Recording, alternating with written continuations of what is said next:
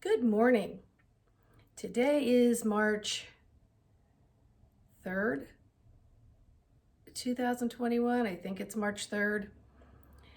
I got to tell you, I can't keep track of dates and time anymore. And it's not because my schedule isn't the way it was pre epidemic.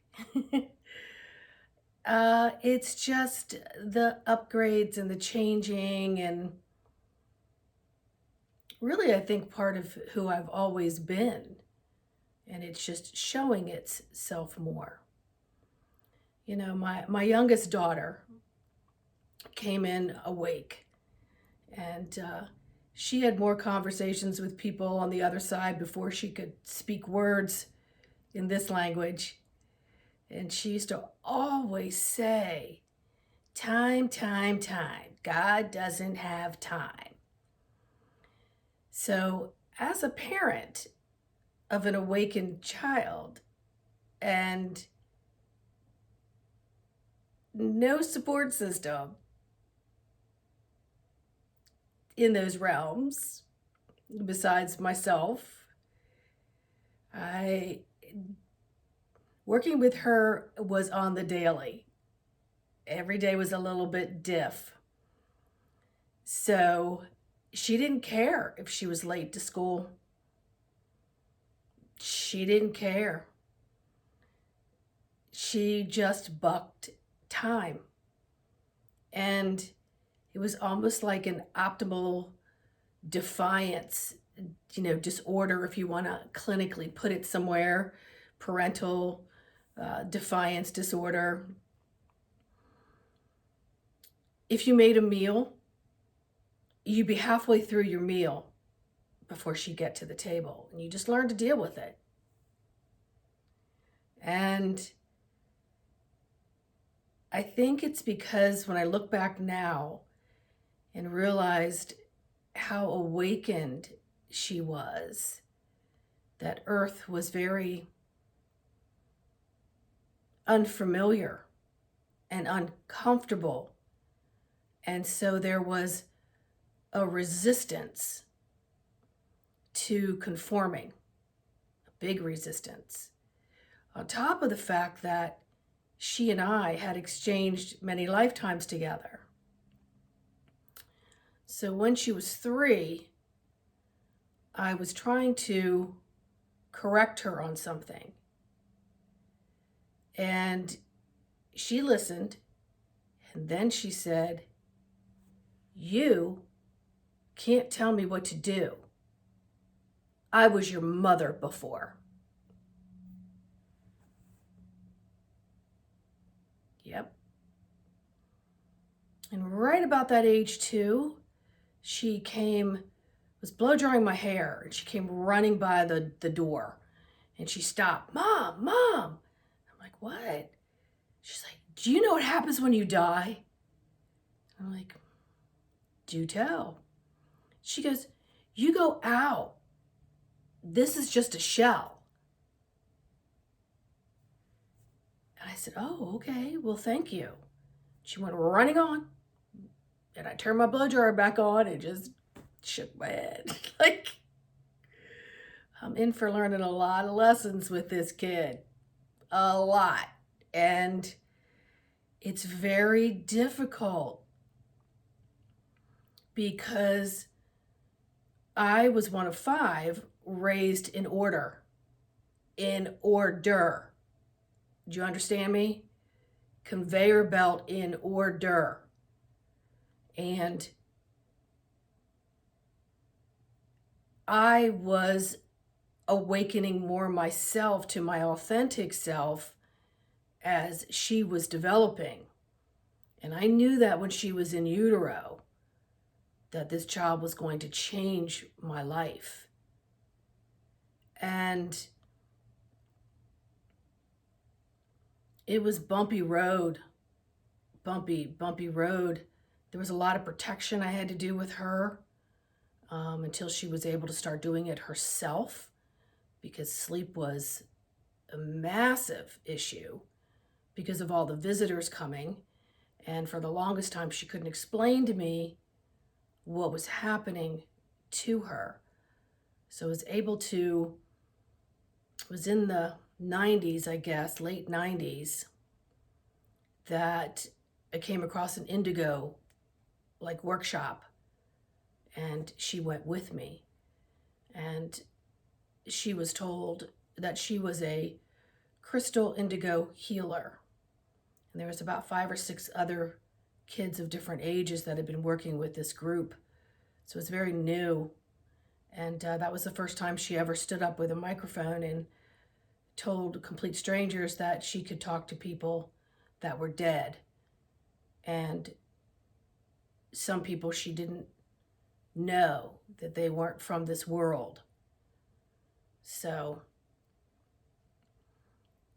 I know that I dealt with a lot of her anxiety, and I wish I had more support, and I hope that anyone out there listening is getting support. And I think that's one of the reasons why healing work is so important to me, because I'm not about healing you, I'm about empowering you to heal yourself, and bobbing and weaving and learning what is the daily du jour that I want to focus on.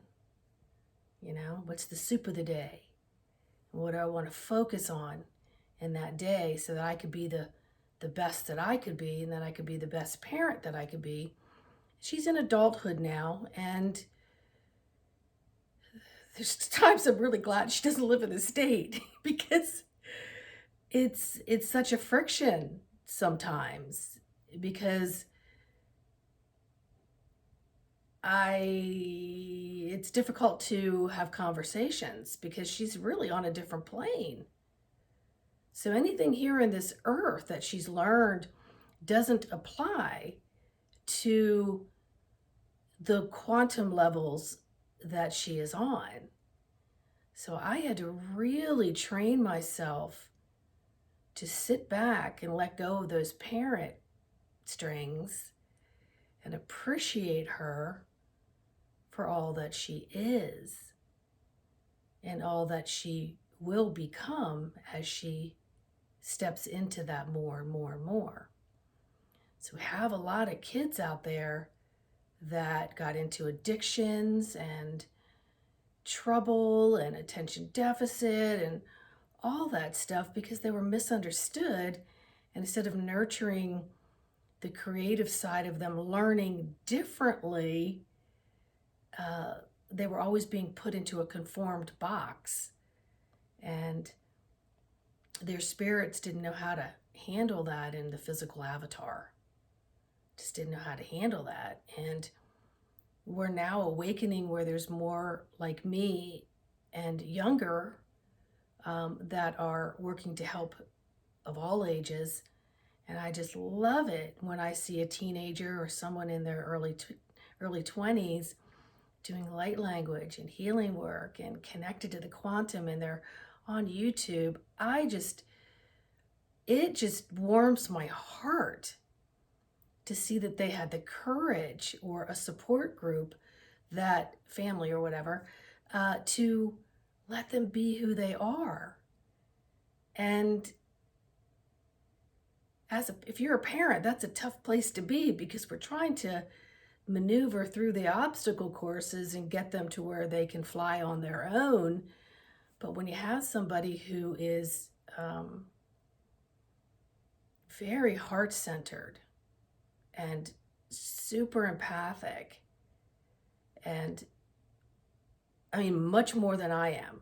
I'm really empathic, but I've been able to learn how to skill it and hone it in so it becomes a real gift in my healing work. And I had to learn that all on my own as a healer in the 90s.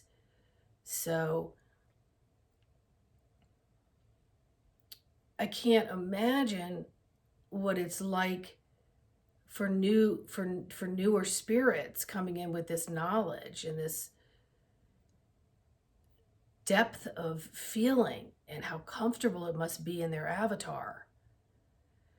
And you know, I think it's also one of the reasons as an adult why I went into coaching, and spiritual coaching, went into past life regressions so that we can help connect the dots, make you a more powerful human in the physical avatar so that things are less painful as you go through the lessons you are choosing to go through in this lifetime.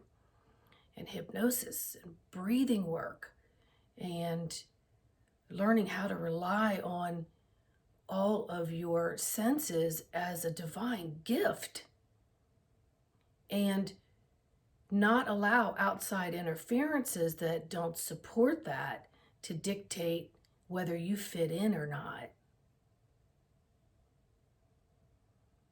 So it's okay if you don't know what day it is, and it's okay if you don't know what time it is. I even went to a degree with my daughter when she said, time, time, time. Dad doesn't have time. Oh my gosh, I could just, I could hear it now. And I would say, well, tell that to the ambulance. Well, tell that to the people that control the power grid when you want some electricity. You know, it's like, in her mind, it's like, that's irrelevant.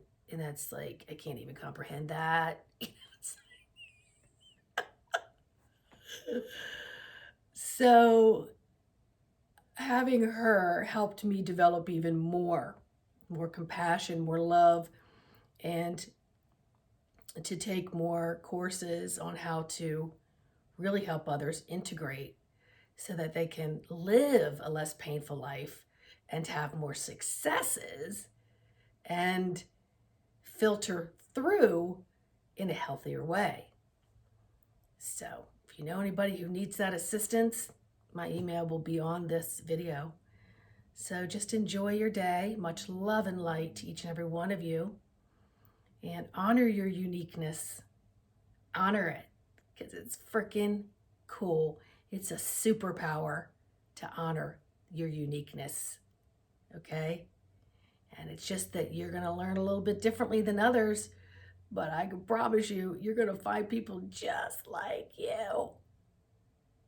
And you'll be of service, because that's the key here, is to be of service. Be compassionate, have love. All right, so please like, subscribe, and share. Share this video with anyone you think that might be going through some stuff and they just need to voice it. And I'll see you on the next video. Bye.